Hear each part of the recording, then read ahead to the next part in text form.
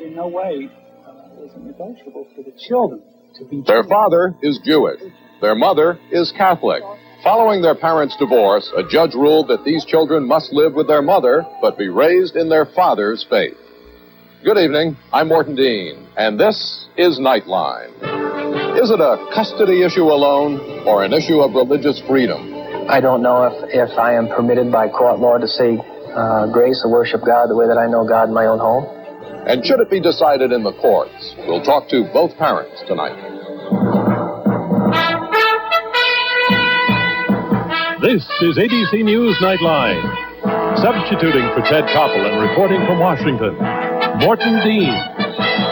Do you want some judge telling you which religion your children must follow?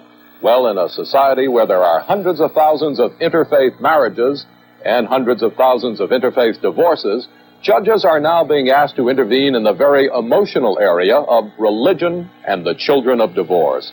When a couple from different religious backgrounds divorces, which religion should their young children follow? The mother's religion, the father's religion, both, or none? Let's begin tonight with a case history. Brian Rooney reports. Lauren and Rachel Sims live in a Christian home. They spent the holidays surrounded by the trappings of Christmas. A tree in the living room, a creche, a Bible on the table. And on Christmas Day, they went to Catholic Mass with their mother. But in the eyes of a Colorado court and of their father, Rachel and Lauren are Jewish. According certainly to Jewish law, these children were born Jewish and should remain Jewish. The girl's mother had converted to Judaism to marry Gerald Sims. But now she is divorced, remarried, and once again a practicing Catholic. I was raised a Christian woman, and I always have been. And it was important to me to want that faith for my children as well. Dorothy Bokey has custody of her daughters. They live with her, but she doesn't have complete custody. While giving primary care to Dorothy Bokey, a Colorado family court granted religious custody to her ex-husband. It was a new form of child custody and a new dispute in the often bitter world of divorce and the law. The girls visit their father 2 nights a week and spend 2 out of every 3 weekends with him. And every Saturday morning from 9 to noon, they go to a Denver synagogue for religious education. In no way was it negotiable for the children to be changed because of her change. It was fine for her that the children were born Jewish and they had begun to be raised as Jews. And that's how I felt that should continue for them. Their mother doesn't think so. And in the past year, she's violated a court order that says Rachel and Lauren's father is in charge of their religious upbringing. I believe the person who is given sole custody should indeed have religious custody as well. But at that time, I did think it would be a workable situation. I thought that I would, make them accessible to Jerry, to have them go to their religious school on Saturday, and that we would be able to live our lifestyle in our home. But it's not possible. Dorothy takes the girls to church at Christmas and Easter, with no objection from her former husband. But when she began taking them to daily Mass, he complained. The court held her in contempt and threatened her with jail if she attempts to indoctrinate her daughters with Christianity. I have advised my clients not to take the kids to church, not to do anything which has the appearance of raising them up or training them in a different religion. The kids can attend church as per the order twice a year on Easter and on Christmas. Any other church going other than those 2 days would be, in my opinion, a violation of the order. The arrangement raises difficult questions about interfaith marriages that end in divorce, and whether the courts can treat religion as dividable property, almost like the house, the car, and the family record collection. It doesn't seem to me reasonable to take the notion of custody and split it up into such a vast array of different parts. If the court had said the physical, spiritual, emotional, educational, psychological custody rests with the father, I would have no problem with that at all. Vice versa if it had gone with the mother. Is it fair to take a child who has been given one worldview, good or bad, and then transfer that child into another religious setting and say to that child, now you should be believing this worldview. At the ages of 5 and 7, the girls don't have anything to say about the court decision that was intended to keep them in the religion in which they started. But Dorothy Bokey and her new husband, David, say the religious custody arrangement interferes with their religious freedom and their constitutional freedom of association. I don't know if I am permitted by court law to say grace or worship God the way that I know God in my own home. I guess I believed at that time that we would expose them to both religions and at a later date let them choose. But I see now that this does not work. In this case, the court effectively chose a religion for the children by assigning religious custody to their father. But it was not a question of one religion being better than the other. It could have been any two religions. I don't feel that a court in a dissolution setting or other setting is in the right position, can properly make those types of decisions that touch and concern people's lives in the area of religion. You can choose to raise your children with no religion. You can choose to raise them any religion you want. It's part of the family. Unfortunately, in divorce, the family becomes part of the court, and it intervenes.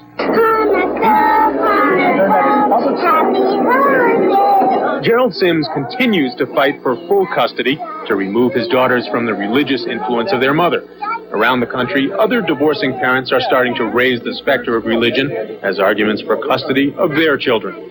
The case of Rachel and Lawrence Sims may have opened new territory, not only on the battleground of divorce, but religious freedom as well. For Nightline, this is Brian Rooney in Denver. We'll talk live with Dorothy Bokey and with her former husband, Gerald Sims, when we come back, and her lawyer, Dale Parrish. Also with us from Denver, the father of the girls, Gerald Sims, and his attorney, I. Edward Huttner. Thanks to all of you for joining us tonight. Mr. Sims, do you want your ex-wife to go to jail over this issue? Duffy's the mother of my children. Of course not. But what's paramount, Mr. Dean, is that the best interests of Rachel and Lauren be protected. That's really what's absolutely paramount. And when Duffy and I had very serious problems that unfortunately we're not able to resolve ourselves, we had to go into the court system. It's that system that has the laws of this land that produces the results for differing parties. Once we did that, and once a judge in the district court in Denver found what was in the best interests of Rachel and Lauren after hearing a very difficult case and a lot of testimony from important people and all the parties, that's what was determined to be at their best interest, and that's what we have to follow right now. But in your view, isn't that decision, that split decision, physical custody to your wife and religious custody to you, a daffy decision, an unworkable decision? No, not at all, sir. I think it's workable. Again, if the adults, the parents in this case, really believe that what's important is to follow what's best in the best interest of the children, we'll both work in the parameters that we've been ordered to do by that decision. We may not like certain things in that decision. There's things I don't like, and there are things that I'm sure Duffy doesn't like. But we've got to learn to work within it, and we can do it if we choose to do so. Well, let's talk with Duffy, with Mrs. Bokey. What's your plan? Are you planning to fight this? Would you go to jail to prove your point? Well, I hope that I don't have to do that. The situation we're in is not a workable situation. We are living proof of that.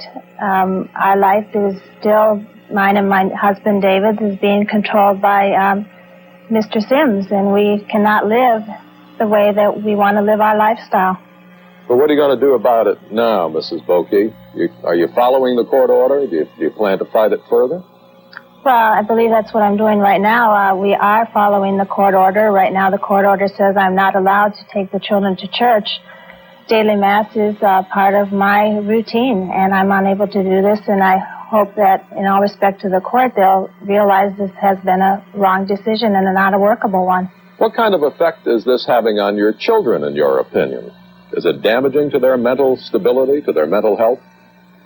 Well, Go ahead, Mrs. Bokey, you take it first. Well, I have two lovely, most outrageously beautiful little children, as you saw. And I think they're handling it absolutely beautifully. They probably couldn't be handling it any better. But, yes, they are having some signs of stress right now. I think, especially since the media has come into their lives, they're a little frightened, a little confused. But I hope, in time we'll be able to sort it all out. Mr. Sims, what about the mental health of your daughters? Are they handling it well? Reading through the court order, it seems that there's been some testimony about stress that the girls are undergoing, and they're troubled about having to please both of you. Well, I do agree with Duffy. We've got beautiful daughters, lovely, but there is a lot of confusion right now. And Mr. Dean, with all due respect, there's an issue before the Denver District Court addressing that confusion. And other than to say that simply they are confused, I couldn't go into it in any greater detail right now. Well, what do you say to the girls, Mr. Sims? Do you tell them, you're really Jewish, you should pay more attention to my religion than Mom's? And then I'll ask your ex-wife, how does she deal with that? That's really a great question. When Duffy and I were not able to work out this problem, if I can just go back a little bit, on New Year's Eve, going in from 85 to 86, Duffy had come home from work, and our problem, the problems with our marriage were insurmountable, and she indicated to me that Judaism just wasn't right for her anymore, and she wanted to go back to the Catholic Church. And I said, that's fine, Duffy, you're an adult, and you need to have your own theology and go your own way, but we can't do that. It's not negotiable for the children. And then, of course, things eroded further, and we got into the court system. At that time, I didn't tell the children anything. We stopped promoting, and telling them what they were or what they weren't. We knew at that point we had to rely on a court, on a judge, to make that decision for us. Okay, now moving ahead a little bit. But once that was done, and once there was no appeal, then I did tell them again, the courts have ruled that you can be continuing to be Jewish and be raised Jewish. Well, how do little girls age 7 and 5, I think they are, handle that? Do they understand that, Mrs. Bokey? No, I don't believe they're old enough to understand that. My husband and I try to provide them with an environment saying that we will love them whatever way they are.